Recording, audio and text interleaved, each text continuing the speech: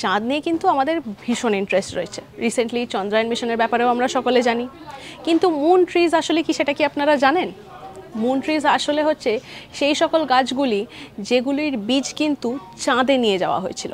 এবার কি হয়েছিল সেটা বলি।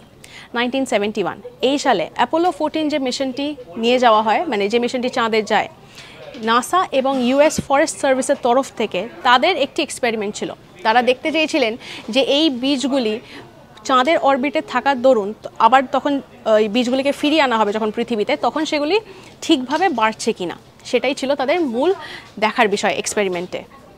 এবং সেগুলিকে আনাও হয়, পরে সেগুলিকে পুরো ইউএসএতে, আমেরিকায় বিভিন্ন জায়গায় সেগুলিকে পোতাও হয়েছিল।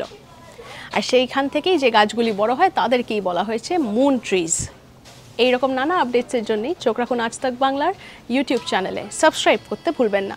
আমরা রয়েছি হোয়াটসঅ্যাপে, তাই ফলো করতেও ভুলবেন না। সঙ্গে রাখুন আজ তাক বাংলাকে।